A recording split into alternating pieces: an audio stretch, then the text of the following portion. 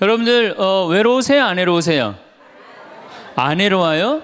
안 외로운 분들이 계세요? 외롭죠? 사실은 여기 계신 분들 중에 단 한 분도 안 외로우신 분은 없어요. 예, 아무리 행복한 사람이라도 문득 외로울 때가 있어요. 아무리 행복한 사람이라도. 여러분들 낙엽이 막 떨어지고 막 바람에 그냥 낙엽이 스산하게 막 날릴 때 그거 보면은 마음이 왠지 좀 쓸쓸하고 외롭지 않으세요? 예. 한 입을 덮고 사는 남편이 어느 날 그냥 등 돌리고 말도 안 하고 그냥 그러고 있으면은 외로워요, 안 외로워요? 우리 인간은요 고독할 수밖에 없어요. 우리 인간은. 여러분들 내가 병이 들어갖고 이제 막 죽기 일보 직전이야. 그래갖고 남편한테 여보 나 죽으면 당신 어떻게 할 거야? 근데 남편이 난 당신 없으면 못 살아. 당신 없으면 난 따라 죽을 거야. 그럼 여러분들 그 말 들어도 좋아요, 안 좋아요? 좋죠? 아, 나 죽는데 따라 죽는다는데 얼마나 마음 위로가 돼요. 근데 사실 따라 죽을 수 있는 남편 몇 명이나 될 것 같아요? 여러분들 죽으면은 없어요? 그 예수님은 외로웠겠어요? 안 외로웠겠어요? 예수님도 외로웠어요. 예수님이요 하늘에 새도 보금자리가 있고 여우도 굴이 있는데 사람의 아들은 머리 둘 곳조차 없다. 예수님도 외로우셨는데 여러분들이 뭐라고 안 외로워요? 예. 본당 신부님들이 가끔 사제가 돼서 본당 사목을 하다가 교우들하고 갈등을 일으켜요. 갈등을 일으키는데 교우들이 본당 신부님 본당에서 몰아낸다고 주교님한테 막 투서하고 막 연판장 막 돌리고 그럴 때 그 사제는 외로울까 안 외로울까요? 외롭죠. 왜? 정말로 하느님 나라를 위해서 하느님의 교회를 위해서 그 교회의 구성인 교우들을 위해서 장가도 안 가고 말이야 혼자 독신으로 그 교우들을 위해서 온전히 삶을 봉헌했는데 그 교우들이 자기를 몰아낸다, 자기를 투서한다, 정말로 모든 걸 바쳤는데 그 바친 당사자들이 자기를 미워할 때 사제는 고독할까요? 안 고독할까요? 고독할 수밖에 없어요. 여러분들 남편을 내가 너무너무 사랑해. 남편을 너무너무 사랑하는데 남편이 나를 미워해. 내가 남편을 너무너무 좋아하는데 남편이 나를 미워해. 그러면은요 그거 고독은요 이루 말할 수가 없어요. 우리가 언제 주로 살아가면서 고독할까요? 첫 번째 외로움을 느끼는 것은 사랑하는 사람에게서 버림받았을 때 외로움을 느낀다 그래요. 사랑하는 사람. 부모님한테 버림받은 사람들 많죠. 부모님한테 버림받은 사람들 얼마나 많아요. 요즘 보육원에 그냥 자기 아이 버리고 그냥 가는 부모님들 얼마나 많아요. 그리고 이혼하고 그냥 엄마가 보따리 싸들고 그냥 도망가는 엄마들 얼마나 많아요. 그런 아이들 상처가 얼마나 크겠어요. 세상에 천하에 엄마가 나를 버렸다, 아버지가 나를 버리고 갔다. 그들의 마음의 상처는 이루 말할 수가 없죠. 또 사랑하는 애인이 배반하고 가버렸어. 사랑하는 애인이 배반하고 가버렸어. 그러면은 아파요, 안 아파요? 아프죠? 친구가 나를 배반하고 가버렸어. 이거 굉장히 괴로운 거예요. 내가 정말로 너무너무 사랑하는데 결혼하고 싶은 정말로 남자가 있어. 근데 부모님이 반대해갖고 헤어져야 돼. 아파요, 안 아파요? 굉장히 아파죠. 그래서 심지어 그 위대한 다윗도 아들 압살롬이 반란을 일으켜요. 아들이 압살롬이라는 아들이 있는데 반란을 일으켜갖고 다윗이 도망 나갑니다. 예루살렘에서 그냥 급히 도망을 나가면서 이런 시를 불러요. 시편 3편에 주님, 저를 괴롭히는 자들이 어찌리 많습니까? 저를 거슬러 일어나는 자들이 많기도 합니다. 하느님께서 저자를 구원하실성 싶으냐? 저를 빈정대는 자들이 많기도 합니다. 이런 얘기를 해요. 그러니까 다윗도 결국은 누구한테 버림을 받기 시작하냐면 아들한테 버림을 받아요. 그리고 결국은 그 아들은 요압이라는 다윗의 총사령관한테 표창에 맞아 죽고. 그러니까 얼마나 아프겠어요. 인간은 어떤 종류의 인간이든지 이런 아픔 속에서 살아갈 수밖에 없다. 사랑하는 사람을 만날 수 없다는 사실, 숨을 쉴 수조차 힘든 거죠. 이거를 불가에서는 뭐라 그러냐면 애별리고라 그래. 애별리고. 사랑하는 사람하고 헤어지는 고통. 이게 가장 큰 고통이라고 그래요. 우리 신학생들 참 나는 우리 신학생들만 보면은요 너무너무 거룩하고 아름답고 순결해요. 고등학교 3학년 딱 졸업하고 얼마나 하고 싶은 게 많겠어요. 그런데 하느님의 나라를 위해서 신학교 딱 들어갔단 말이야. 그러면 신학교 1, 2학년들 보면요 너무너무 순수하고 아름다워 보여요. 그 나만 아름다워 보이겠어요? 여러분들 보면 이쁘겠어 안 이뻐? 우리 신학생 1, 2학년 학사님들 보면 이쁘죠? 여러분들만 이쁘겠어요? 20살, 21살 된 여자아이들은 이쁠 것 같아요? 안 이쁠 것 같아요? 신학생들이 너무너무 매력이 있잖아요. 그래갖고 가까이 가고 싶고 자꾸 만나고 싶단 말이야. 고등학교 때까지는 공부하다가 모르다가 그냥 신학생들도 딱 신학생이 돼갖고 그냥 이쁜 아가씨가 자꾸 옆에 있으면 마음이 끌릴 것 같아요? 안 끌릴 것 같아요? 끌릴 수밖에 없어요. 사람은요 어쩔 수가 없어요. 그래갖고 한 2년 만나다 보면은요 이게 이때부터 갈등하기 시작하는 거예요. 내가 사제가 돼야 되는데 왜 자꾸 저 여자한테 마음을 빼앗기나. 그래갖고 그냥 그때부터 고민하기 시작하는 거예요. 하느님을 선택할 것이냐 여자를 선택할 것이냐. 그래서 신학교에서는 재미난 말이 있어요. 2말 3초라고 그래. 2학년 말 3학년 1학기 3학년 초 이때가 가장 신학생들이 갈등을 많이 할 때. 그래갖고 이때 여자를 떠나보내면 이제 4학년 5학년 쭉 군대 가면서 이제 사제길로 가는 거예요. 근데 이때 그냥 이 여자를 따라가면 이제 신학교 나가는 경우가 많죠. 그래갖고 그냥 그 젊은 나이에 그 피 끓는 뜨거운 애정을 끊고 사제가 되니 애별리고의 고통을 안 겪은 사제가 몇 명이나 될 것 같아요. 그러니까 서품 때 보면 그냥 누워갖고 그냥 이 깔고 그냥 그 여자 떠나보낸 여자 생각하고 그냥 가슴이 아파서 우는 거예요. 모든 걸 떠나보내야 돼. 인간이 얼마나 이게 힘든 건데요. 그러니까 여러분들 신부님들한테 잘하세요. 괜히 주교님한테 편지 쓰고 그러지 마시고.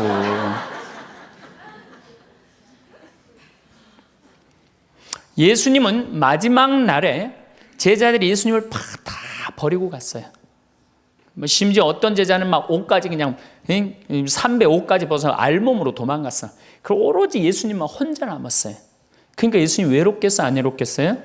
외롭죠. 그러니까 예수님은 이런 말씀을 하신 거예요. 하늘의 새도 보금자리가 있고 여우도 굴이 있는데 사람의 아들은 머리 둘 곳조차 없다. 그건 맞는 말씀이에요. 두 번째, 우리가 주로 언제 외로워? 어느 누구에게도 도움을 받을 수 없을 때 우리는 외로워요. 내 아들이 정말 병이 걸려갖고 이제 수술을 해야 되는데 병원비가 없어. 그래갖고 그냥 정말로 친하다는 친구한테 가갖고 우리 아들이 지금 수술을 해야 되는데 병원비가 없으니까 병원비 좀 꿔줘. 정말 친하다고 생각했던 친구가 이런 지하에 나는 돈 없어. 미안해. 그리고 그냥 돌아서 나올 때 쓸쓸합니까? 안 쓸쓸합니까? 심지어 어머니 뱃속에서 같이 태어난 형제한테 도움을 청했는데도 그 형제가 집을 잡혀갖고 대출이라도 받아서 해줘도 전찬을 판국인데 냉정하게 돈 없다고 거절당할 때 우리 인간은요 그럴 때 세상에 홀로 떨어져 있는 그런 기분을 드는 거예요. 또 언제 외로워요? 내가 40살 이제 45, 46이 돼갖고 애 대학도 들어가야 돼갖고 학비도 지금 등록금도 준비해야 되고 아파트 부금도 보야 되는데 그냥 직장 상사가 부르더니 해고 통지를 딱 했어.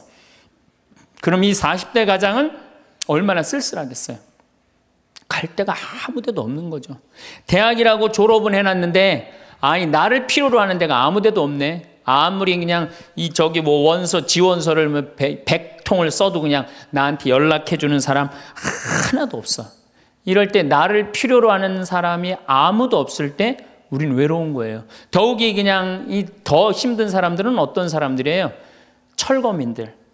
갈 데는 없고 겨울은 다가오는데 그냥 내가 그냥 집을 다 부셔갖고 쫓겨날 때 그들의 그 외로움은 이건 또 이루 말할 수가 없죠. 그래서 인간으로 살아가는 한 외로울 수밖에 없어요. 그래서 하이데거라는 철학자는 뭐라고 하냐면 인간은 세상에 내던져진 존재라고. 내던져진 존재. 여기 여러분들 중에 태어나고 싶어서 태어나신 분들 계세요? 한 분도 없죠? 내던져진 거예요, 세상에. 귀양 내던져질 거면 삼성 이건희 회장님 집에 내던져지든지 아니면 정주영 회장님 집에 내던져 지든지, 그러면 그냥 팔자라도 편안할 텐데, 내던져 지고 보니까 그냥 똥구멍이 찢어지게 가난한 집에 그냥 내던져 진 거야. 그래갖고 그냥 인생 그냥 피곤한 거죠. 그리고 귀양 태어날 거면은 장동건이나 고소영 씨처럼 얼굴이 잘생기거나 이쁘게라도 태어나면은 얼굴로라도 먹고 사는데, 또 가난한 집에 내던져졌는데 얼굴은 또 씹다 뱉은 수제비 같이 생겨버렸네. 요즘은 그냥 막 텔레비전 막 이런 시대 아니에요. 그래갖고 그냥 키 크고 잘생기고 막 이런 거에 그냥 뭐든지 그냥 사람들이 그냥 눈이 멀어 있잖아요. 근데 그냥 생긴 건 씹다 뱉은 수제비 같이 그냥 이렇게 살아가는 사람들은 인생을 힘들게 살아갈 수밖에 없다는 거예요. 그런데 그런 사람들이 95%가 그렇다는 거예요. 95%. 저나 여러분이나 뭐 내가 항상 하는 얘기지만 내 얼굴 이거 씹다 뱉은 수제비 같이 생겨갖고 이거 뭐 얼굴로 먹고 살기엔 틀린 거죠. 다 평범하게 태어나는 거죠. 또 우리 언제 외로워요? 말이 안 통할 때 외로워요. 남편하고 말이 안 통할 때, 자식하고 말이 안 통할 때, 특별히 가족 간에 말이 안 통할 때 참 외로워요. 제가 미국에 강의를 한 2년 동안 이렇게 쭉 다녀보니까 깜짝 놀라는 일이 있어요. 엄마 아빠는 영어를 못하고 애들은 영어만 하는 거예요. 그러니까 애들은 그냥 막 영어를 너무너무 잘하고 애들 하는 말을 엄마 아빠가 못 알아듣는 거예요. 그러니까 엄마 아빠하고 말이 안 통하는 거 애들하고 기본적인 거 밥 먹어라, 학교 갔다 와라, 이거 외에는 말이 안 통하는 애들이 참 많더라고요. 정말로 그건 이제 점점 외로워지는 거죠. 우리 생태마을에 교감 선생님이 3개 국어를 해요. 생태학교라는 걸 운영하거든요. 3월 달부터 12월 달까지 우리 농사 짓고 기숙사 생활하고 생태 영성 배우고 이런 생태학교를 운영하는 이제 교감 선생님이 미국에서 스카웃을 해왔어요. 스카웃을 해왔는데 이 교감 선생님 아들이 미국 컬럼비아 대학 4년 장학생이에요. 미국에서 태어난 거죠. 나도 한번 만나봤는데 애가 굉장히 괜찮아요. 근데 애가 이제 아버지 생일날 카드를 보낸 거예요. 한글을 배워서 삐뚤삐뚤한 글씨를 써갖고 편지를 보냈는데 딱 3줄 보냈어요. 아버지 사랑합니다. 아버지 생일 축하합니다. 그리고 맨 끝에 뭐라고 썼느냐면은 네 아들 윤진이가 이렇게 해서 보냈더라고요. 말이 안 통하는 거지. 말이 안 통하는 거지.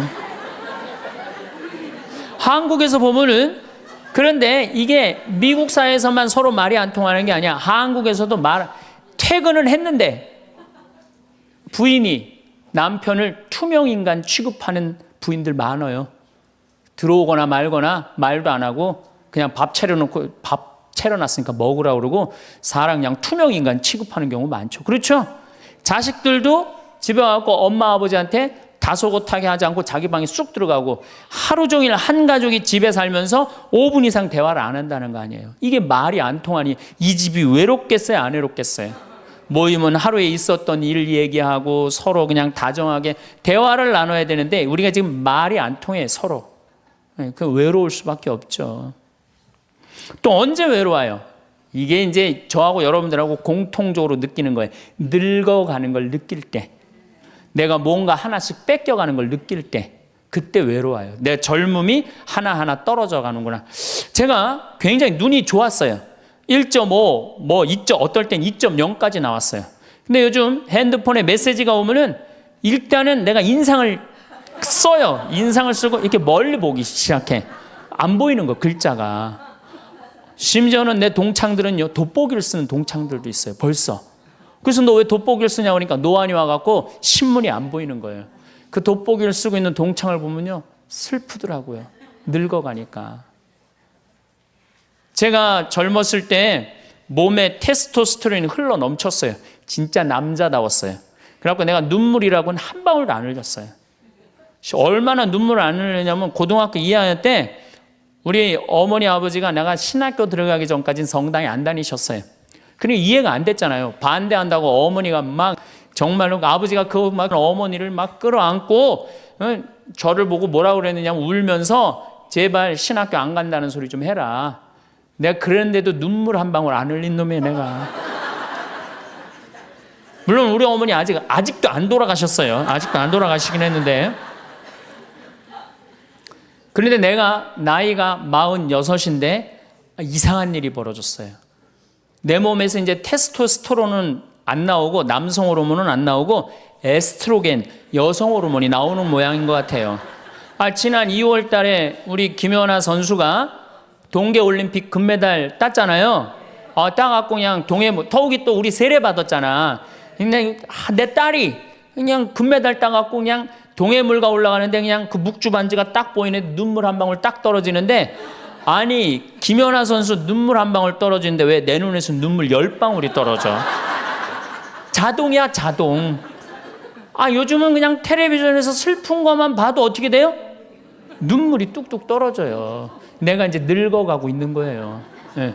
내 몸에서 이제 여성 호르몬이 나와갖고 자꾸 감성적으로 되는 거예요. 감성적으로. 반대로 여자들은 몸에서 이제 에스트로겐은 안 나오고 테스토스테론이 나와요. 남성 호르몬이 나와요. 그래갖고 50 넘은 여자들을 보면요, 여자 같은 여자는 하나도 없어요. 깡패 같은 여자들만 그냥 천재 있어요. 깡패 같은 여자. 그냥 몸에서 근데 에스트로겐이 빠져나가면은요, 여성 호르몬이 빠져나가면은요, 기억력도 같이 빠져나간대. 기억력도. 그래갖고 그냥 장을 보러 나가야 되는데 그냥 지갑을 어디다 놔뒀는지 알 길이 없는 거야. 온 집안을 다 뒤져도 지갑이 없는 거예요. 그래갖고 열받는다고 냉장고 딱 열어보니까 김치통 위에다 지갑 딱 올려놔. 아이고, 내가 왜 이럴까? 내가 왜 이럴까? 심지어는 어떤 분은 막 1층에서 2층 올라가면서 올라가는 중간에 무슨 일을 하러 올라가는지 까먹는 분도 계세요. 그런 분들 많죠? 더 심각한 분은 어떤 분이냐면 1층하고 2층 중간에 서서 고민하기 시작하는 거예요. 과연 내가 지금 2층에서 내려오고 있는 중이었을까? 1층에서 올라오고 있는 중이었을까? 깜짝깜짝 놀라는 거죠. 심지어는 저는 어떤 분까지 봤느냐면은 핸드폰을 하면서 지금 내가 핸드폰을 찾는데 내 핸드폰 어디 있지? 이러고 있는 사람들도 있어요.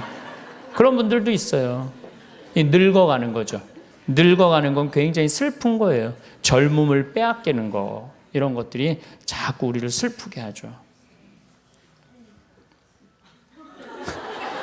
한숨이 나오죠. 더욱이 아줌마들은요, 40이 넘으면 갑자기 몸에 얼굴이 열이 확 올라왔다가 열이 확 식었다가 그러죠. 감정의 기복도요, 막 기뻤다가 슬펐다가 분명해요. 울었다 웃었다가 분명해요. 그러면 자식 붙잡고 네가 인생을 어떻게 살라고 그러냐고 막 울다가 갑자기 그냥 성당 친구가 전화 오면은 언제 그랬냐는 듯이 내가 오늘 신부님을 강의를 들었는데 너무 재밌다고 막 깔깔깔깔거리고 막. 그러면 아들이, 딸이 엄마 도대체 왜 그래? 이 소리를 들으면요, 여러분들은 심각하게 늙어가고 있는 거예요. 엄마 도대체 왜 이래? 내가 이제 늙어가는 거죠. 그럴 때 우리 인간은 외로움을 느낀다는 거죠. 우리가 언제 외로울까요? 아플 때 외롭다 그래요. 아플 때. 구약의 유명한 욥은 온몸에 종기가 나서 사람들이 자기를 무시할 때 이런 노래를 부릅니다. 내 형제들은 내게서 멀어지고 내 친구들은 남이 되어 버렸다네. 친척과 친지들은 떨어져 나가고 집안 식객들은 나를 잊었으며 계집종들은 나를 낯선 자로 여기니 저들 눈에 나는 이방인이 되었다네. 내 입김은 아내에게 메스껍고 내 몸에 나는 악취를 자식들에게 풍긴다네. 어린 것들조차 나를 업신여기고 내가 일어서려고만 해도 나를 두고 비아냥거리네. 내게 가까운 동아리도 모두 나를 역겨워하고 내가 사랑하는 자들도 내게 등을 돌리는구려. 이 아픔은요, 이게 우리 인간이 아직 가장 서러울 때가 아플 때예요. 그건 내 남편도 필요 없고 자식도 필요 없을 때가 굉장히 많죠. 그렇죠? 아플 땐 그래요. 어떤 분이 그런 얘기를 하더라고요. 나하고 나이가 비슷한 분인데 자기가 고등학교 때 엄마가 참 자기를 사랑했는데도 불구하고 하루는 굉장히 토했대요. 근데 밤새 토했는데 엄마가 나 토하는 걸 아는데도 문 한 번 안 열어봤을 때 그렇게 외롭고 쓸쓸하고, 지금도 그 20몇 년 전 그 생각을 하면은 지금도 외롭고 섭섭하다는 거예요. 그러니까 우리가 가장 서러움을 많이 느낄 때, 언제 서러움을 많이, 아플 때, 나한테 무심하게 대할 때 우리가 서러움을 많이 느낀다는 거죠. 그래서 시편 69편에 이런 얘기가 있어요. 하느님, 저를 구하소서. 목까지 물이 들어찼습니다. 깊은 수렁 속에 빠져 발 디딜 데가 없습니다. 물속 깊은 곳으로 빠져 물살이 저를 지칩니다. 소리 지르느라 지치고 저의 목도 쉬었습니다. 저를 까닭 없이 미워하는 자들이 제 머리카락보다 많습니다. 제가 빼앗지도 않았는데 물어내라 합니다. 저는 제 형제들에게 남이 되었고 제 어머니의 소생들에게 이방인이 되었습니다. 물살이 저를 지치지 못하고 깊은 물이 저를 집어삼키지 못하며 심연이 저를 삼켜 그 입을 다물지 못하게 하소서. 인간은 이렇게 누구나 다 힘들고 외롭다는 거예요. 하다못해 같은 이불을 덮고 사는 남편도 내 마음 몰라주고 나 비난하고 몰아세울 때 우리는 외롭고 고독해서 극단적인 방법을 선택하기도 해요. 여러분들 어때요? 우리 여기 자매님들 많으신데 남편 생일에 미역국 끓여주고 자식 생일에 미역국 끓여주고 시부모 생일에 미역국 다 끓여줬어. 근데 정작 내 생일을 미역국 끓여주는 사람 있어요? 네, 없죠? 그래도 내 생일인데 그래도 그냥 생일이니까 그냥 미역국 자기가 이제 끓이는 거야. 근데 아무도 몰라. 미역국 왜 끓였어? 그리고 앉아서 먹는데 그냥 그 미역국을 떠서 먹는데 눈물이 뚝뚝 미역국에 떨어져요? 안 떨어져요? 아무도 나를 몰라줄 때. 그래서 외로움을 많이 느끼는 분들이 여성 주부들이 많이 느낀대요. 애들은 공부하러 학교 다니고 남편은 직장 다니고 빈집을 지키고 있으면 그렇게 쓸쓸하대요. 그래서 이걸 뭐라고 그러냐면은 빈둥지 증후군이 있대요. 빈둥집 증후군. 빈둥지에서 그냥 혼자 그냥 굉장히 그러니까 40대 50대 주부 우울증이 그렇게 많은 거예요. 네, 그분들이. 그런데 놀랍게도 독신으로 사는 여성보다는 결혼한 여성이 더 외롭대요. 독신으로 사는 혼자 사는 여자는 자기가 처음부터 외로울 거라고 생각을 하고 혼자 그냥 미역국 끓여 먹으면 당연하게 생각을 하는 거야. 근데 결혼한 사람은 바라는 게 많잖아요. 근데 남이 안 해주면 더 외로운 거야.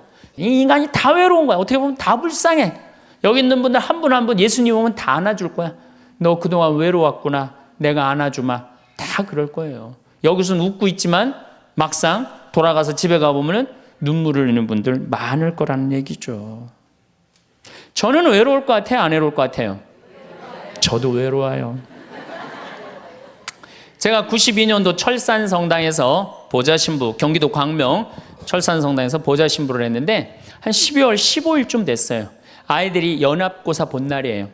그래갖고 저녁 먹고 이제 성당을 이렇게 산책을 하는데 지하실에서 뭐 난리도 아니에요. 뭐 의자 부시는 소리에 뭐 비명 소리에 정신이 하나도 없더라고요. 그래서 내려가서 보니까 아이들이 소주를 먹고 어떻게 하느냐면은 뭐 난리도 아니야. 뭐 자기네들끼리 의자를 부시고 끌어안고 울고 별놈이 다 있더라고요.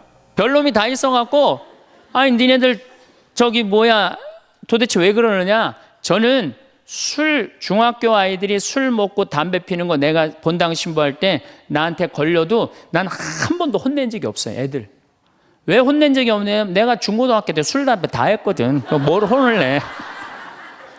그래서 야 니네들 사제관에 좀 올라와 봐라.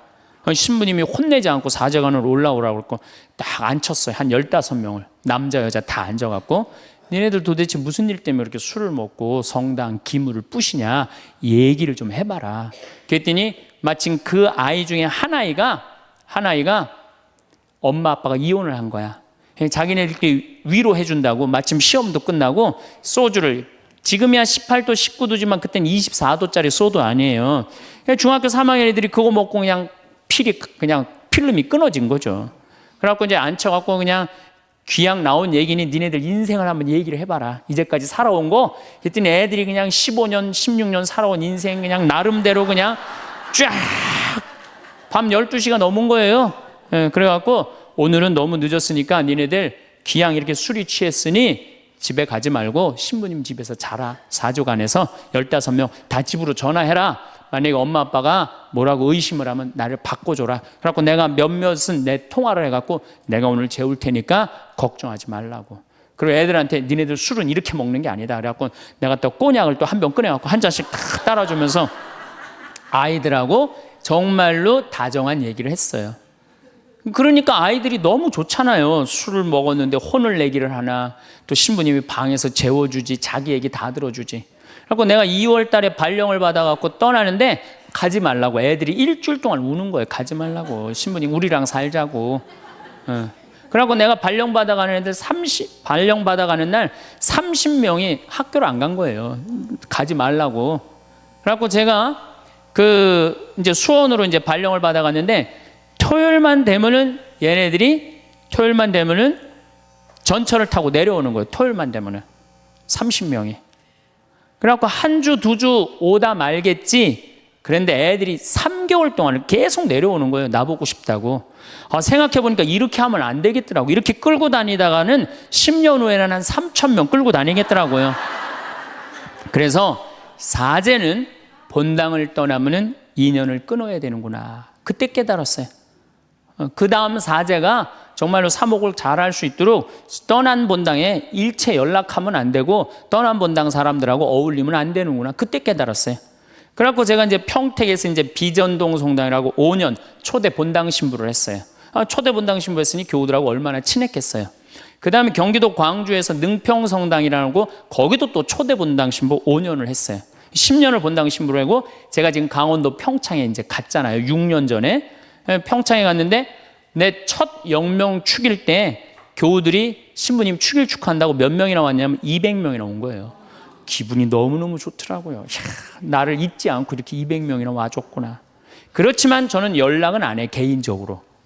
근데 둘째에 150명으로 줄어들었어요. 내 축일에. 셋째에는 100명으로 줄어들더라고요. 뭐 계속 연락은 안 하니까 넷째 해는 50명으로 줄어들었어요. 작년에는 30명으로 줄어들더니 올해 내 축일에는 17명이 딱 앞에 그냥 쭉 한 줄 앉아 있는데 외롭더라고요. 근데 사실은 그 200명에서 17명까지 줄어들 때 누가 연락을 안 하고 산 거예요? 내가 연락 안 하고 산 거예요. 사실은 그 외로움을 누가 먼저 만들었냐면 내가 먼저 만드는 거예요.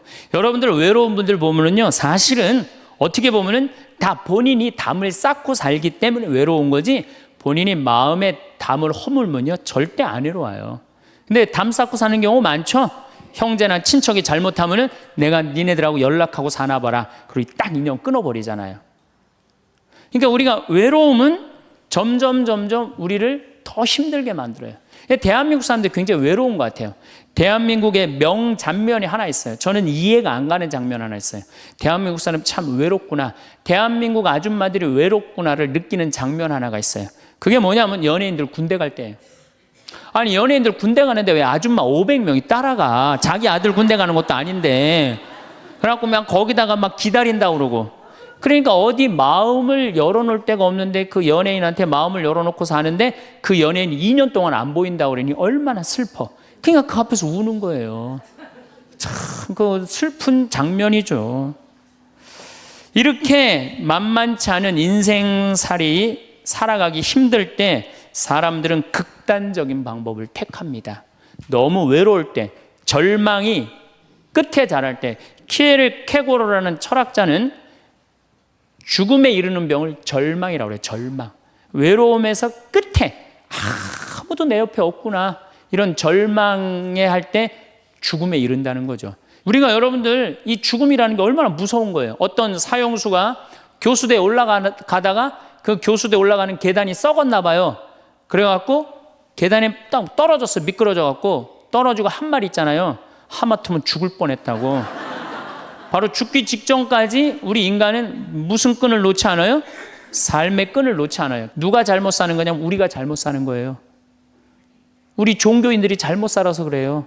아니, 그런 외로운 사람들 위로가 되려고 예수님이 이 세상에 왔는데 우리가 위로가 안 되는 거죠. 또 서울대학 다니는 아이들도 외롭다고 죽는 아이들도 많아요. 그러니까 외로운 거는 못난 사람들도 외로움을 느끼지만 어떤 사람들도 외로움을 느껴요? 잘난 사람들도 외로움을 느껴요. 그래서 사람들은 이래요. 나는 미치도록 외롭다. 죽고 싶을 정도로 외롭다는 말을 해요. 미치도록 외롭다는 말. 여러분들, 현대인들이요, 한 번은 60% 정도는 살아가면서 우울증에 걸린대요. 한 번은. 여기 계신 분들 중에 지금 군대 가는 아이들 멘탈 테스트를 해보면요, 한 50% 이상이 한 번은 제정신이 아닌 상태래요. 멘탈 테스트를 해보면은. 그러니까 여기 계신 분 두 분 중에 한 분은 지금 제정신이 아닌 거예요. 반은 제정신 아닌 상태로 지금 앉아 있는 거예요. 신부님, 저는 제정신인 것 같은데요. 그분은 완전히 도루신 분이에요. 왜 제정신이 아닌 상태에서 우리가 지금 살고 있느냐? 텔레비전 보면요, 기가 막힌 거 많이 나와요. 초등학교, 중학교 애들이 초등학교를 발로 차갖고 그냥 공중에 뜬 거 재밌다고 동영상 찍어갖고 올려놓은, 그 제정신이에요? 제정신 아니에요? 제정신 아니에요. 이게 우리가 다 제정신이 아니에요. 100년 전 조선시대 사람들을 데려다 놓고, 100년 전 조선시대 사람을 데려다 놓고 한번 여러분들 요즘 사회 뉴스를 한번 보게 하세요. 그 사람 미칠 것 같아요? 안 미칠 것 같아요? 근데 여러분들은 그거 매일 이러는 거 보는데도 여러분들 왜 안 미쳐요? 이미 어느 정도 미쳐 있어. 미쳐 있기 때문에 그걸 봐도 안 이상한 거예요. 그러니까 우리가 잃어버린 마음을 찾아야 된다는 거죠. 잃어버린 마음을. 그러니까 외로운 사람들끼리 서로 모여서 서로 위로가 돼야 되는데, 외로운 사람들이 뭘 하느냐면 컴퓨터 게임에 미쳐 있는 거예요.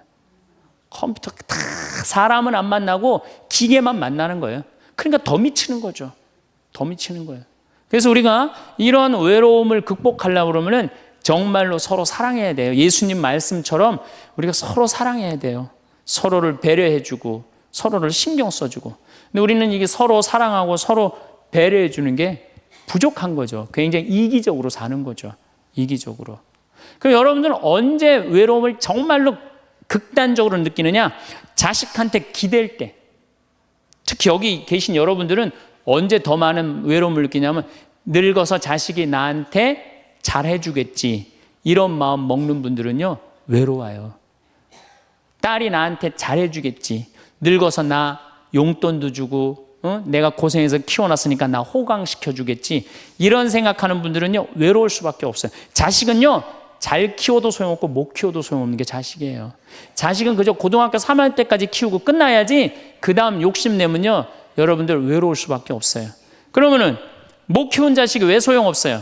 그냥 중고등학교 때 속색이는 놈 커서도 속색이에요. 직장도 못 들어가고 그냥 빌빌거리고, 그리고 또 결혼해도 제대로 살지도 못하고 그냥 또 이혼해갖고 그냥 손자 그냥 나한테 맡겨갖고 힘들어. 그러니까 자식은 못 키우는 자식 소용없어요. 그러면은 잘 키우는 자식은 왜 소용없느냐? 잘 키운 건 더 소용없어요. 그냥 좋은, 여기 지금 서울대학 가까이 있잖아요. 며칠 전에도 내가 서울대학 가서 강의를 했는데, 똑똑해. 정말 누가 봐도 잘 키워놨고 잘나놨어. 빛이 번쩍번쩍 나. 서울대학 졸업하고 난 다음에 삼성에 취직을 했어. 그래갖고 아들이 양복을 입고 출근하는데 너무 보기가 좋은 거야. 그렇게 잘 논 아들일수록 더 여우 같은 며느리가 나타나갖고 낚아채 가는 거예요. 더 여우 같은 며느리가 낚아채 가는 거예요. 그럼 낚아채 가면 그날로 끝나는 거예요. 그날로. 그러니까 어차피 자식은 떠나게 돼 있어요. 어차피 자식은 떠나게 돼 있어요. 그러니까 여러분들 이제는 내가 자식한테 내 인생을 기대한다 생각하지 말라는 거예요. 더욱이 여러분들 자식들 정말로 사랑으로 키워요? 태어나갖고 자식들 사랑으로 키워요? 맨날 방에 가둬놓고 공부해라 그러지 않아요? 맨날 공부해라고. 그래서 여러분들 이 생각만 하면 돼. 내가 어렸을 때 자식하고 다정하게 맛있는 거 먹으러 다니고 놀러도 다니고, 그리고 난 다음에 대화도 막 늘 살갑게 한 엄마는 늙어서 자식이 먹으러도 다니고 놀러도 다니고 대화해줘요.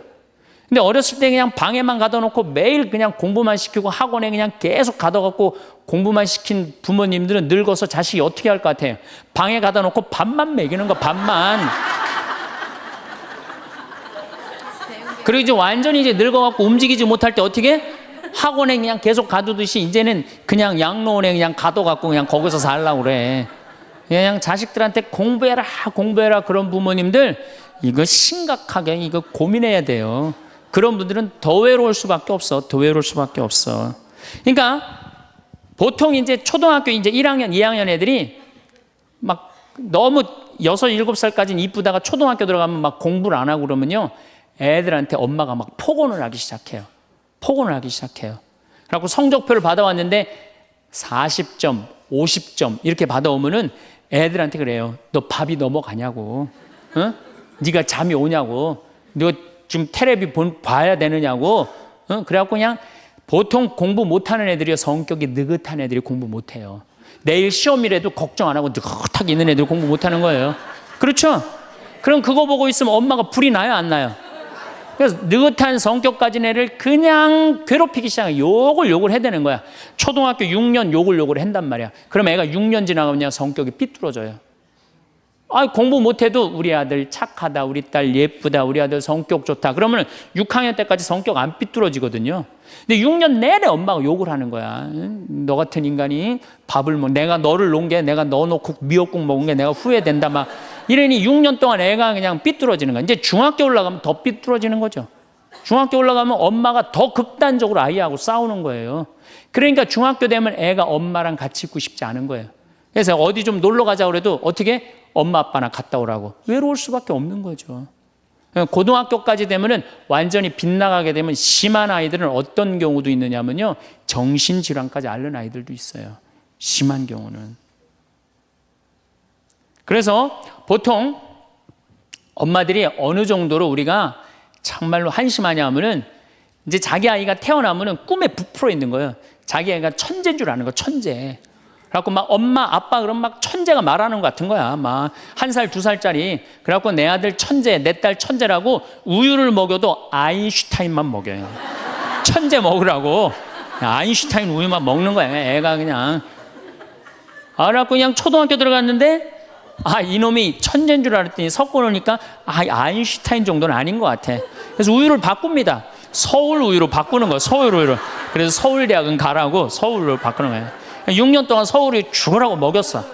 근데 중학교 올라갔더니 이게 컴퓨터 게임에 빠지기 시작하네.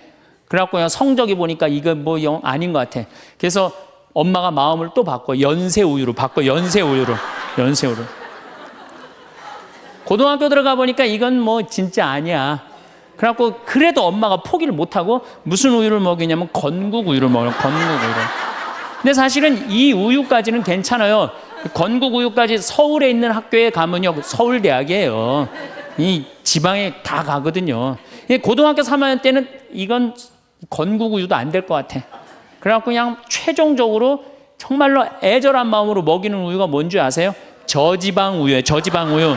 지방대학은 가지 말아라. 그러니까 여러분들 자식을 정말로 사랑으로 키우느냐 욕심으로 키우느냐 이거 반성해야 돼요. 그렇게 애를 힘들게 키우는데 여러분들 노년이 풍요롭겠어요? 사랑이 없는 거예요. 사랑이.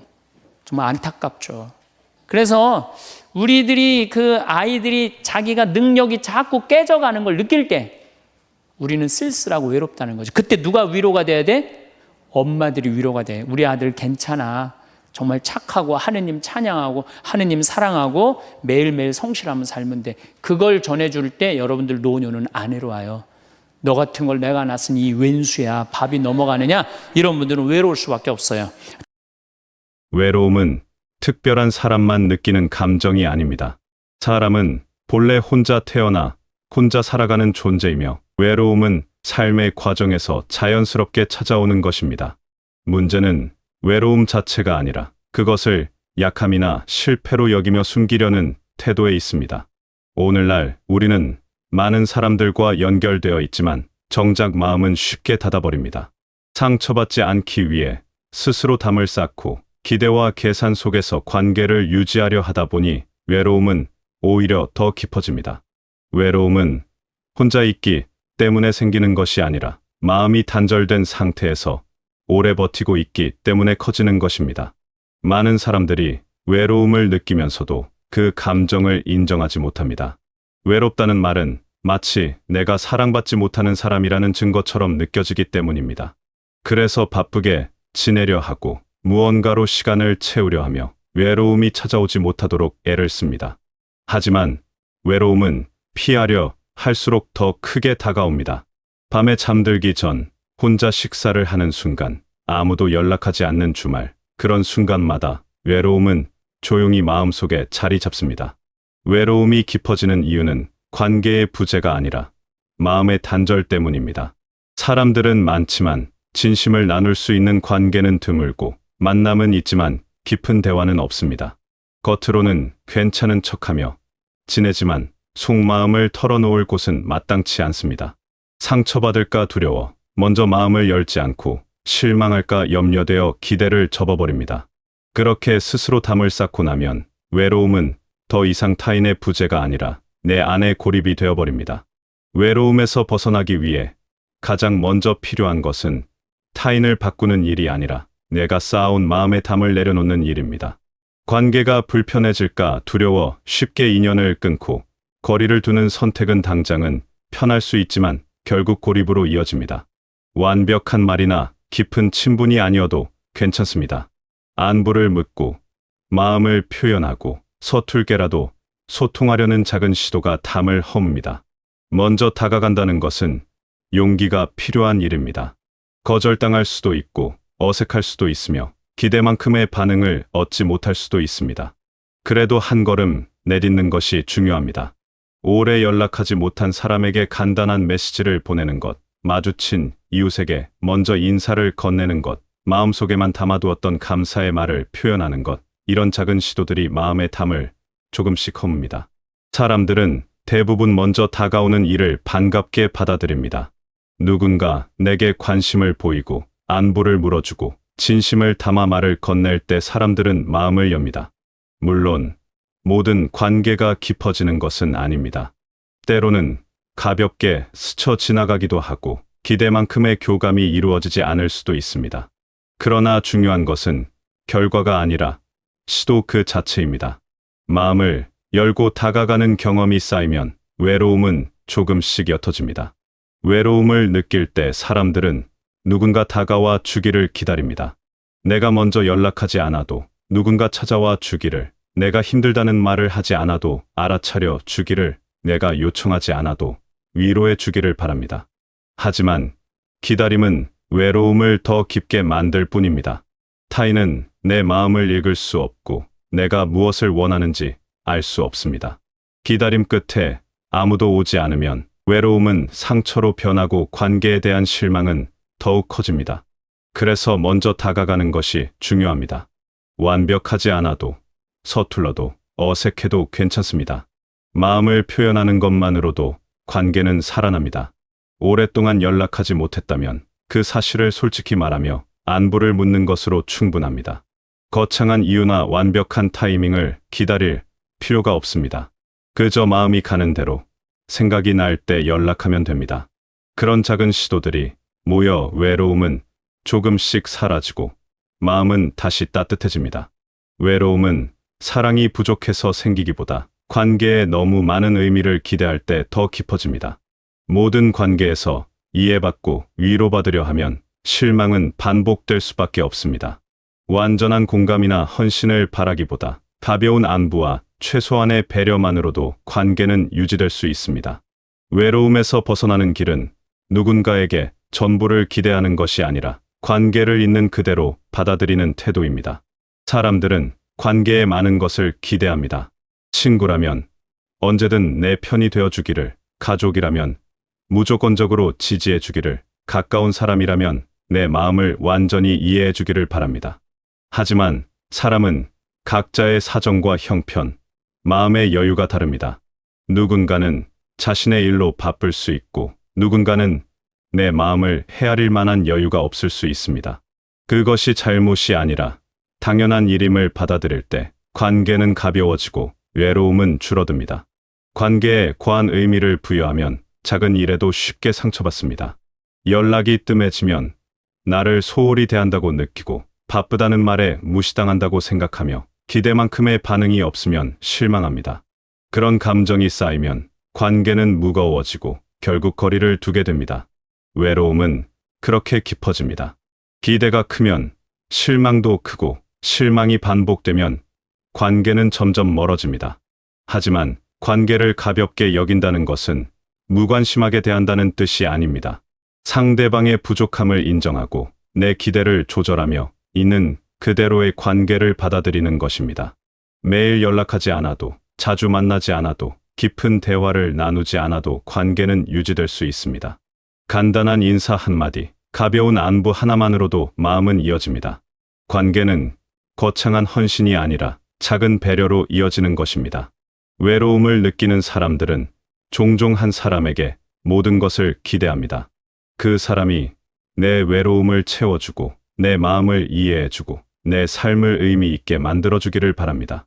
하지만 한 사람에게 모든 것을 기대하는 순간 그 관계는 무거워지고 결국 깨지기 쉽습니다. 외로움은 한 사람이 채워줄 수 있는 것이 아닙니다. 여러 관계 속에서 조금씩 나누고 각자의 방식으로 주고받을 때 외로움은 자연스럽게 옅어집니다. 관계를 있는 그대로 받아들인다는 것은 상대방의 한계를 인정하는 일입니다. 모든 사람이 내 기대에 부응할 수는 없고 내가 원하는 만큼의 관심과 애정을 줄 수 없습니다. 그것은 잘못이 아니라 각자의 형편입니다.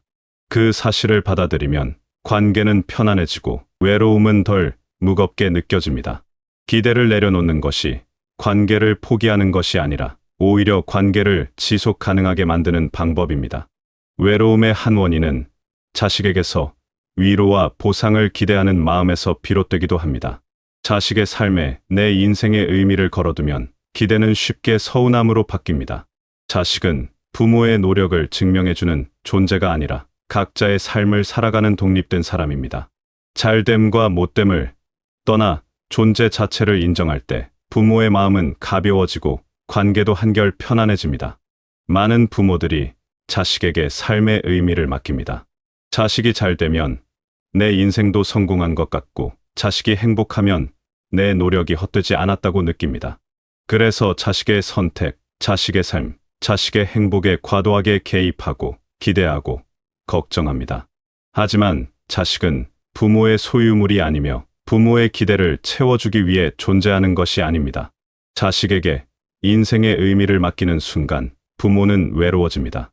자식이 바쁘다는 이유로 연락이 뜸하면 섭섭하고 자주 찾아오지 않으면 서운하며 기대만큼의 관심을 보이지 않으면 실망합니다. 그런 감정이 쌓이면 자식과의 관계는 무거워지고 부모는 점점 더 외로워집니다.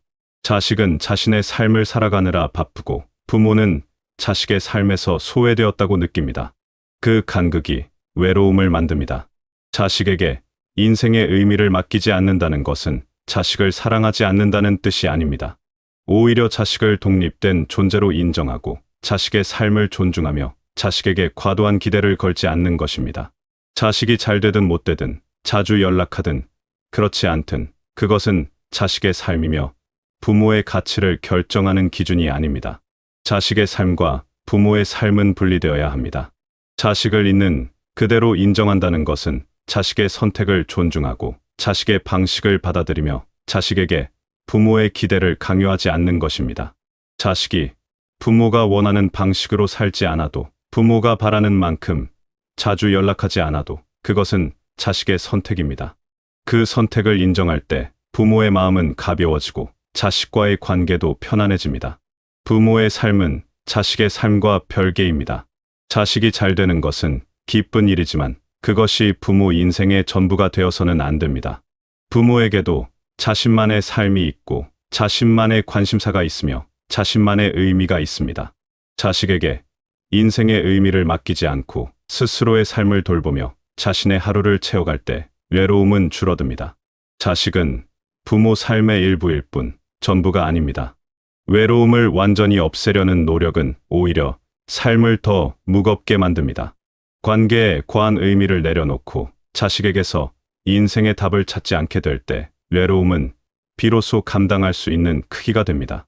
누군가가 채워주길 기다리기보다 스스로의 하루를 돌보고 삶의 중심을 자신에게로 되돌리는 태도가 필요합니다. 외로움은 극복의 대상이 아니라 삶을 단단하게 정리하라는 신호입니다. 외로움을 없애려고 애쓸수록 외로움은 더 커집니다.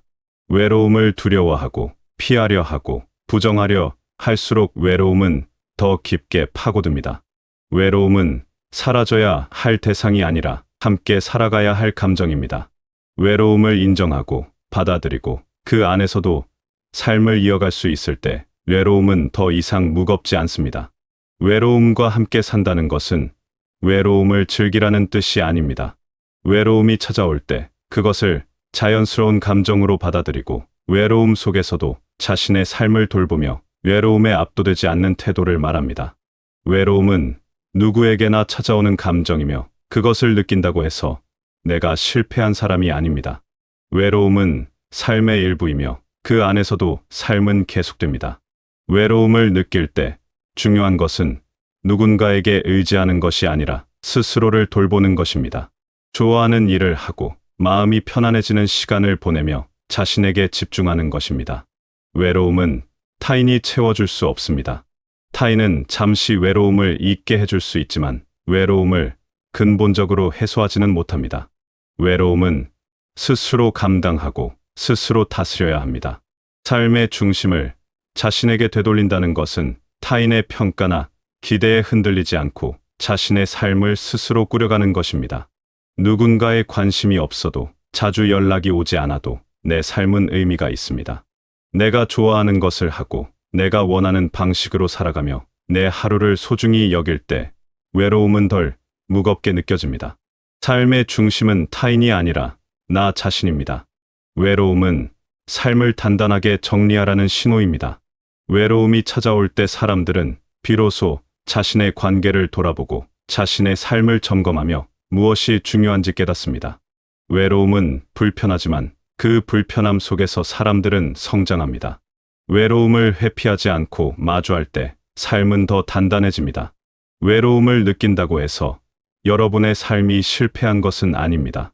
외로움은 누구에게나 찾아오는 자연스러운 감정이며 그것을 느끼는 것은 인간으로서 당연한 일입니다. 중요한 것은 외로움을 두려워하지 않고 외로움 속에서도 자신의 삶을 살아가는 것입니다. 마음의 담을 허물고 관계에 과한 기대를 내려놓으며 자식에게 인생의 의미를 맡기지 않을 때 외로움은 감당할 수 있는 크기가 됩니다. 여러분은 혼자가 아닙니다. 외로움을 느끼는 순간에도 여러분의 삶은 계속되고 여러분의 하루는 의미가 있으며 여러분은 충분히 소중한 사람입니다.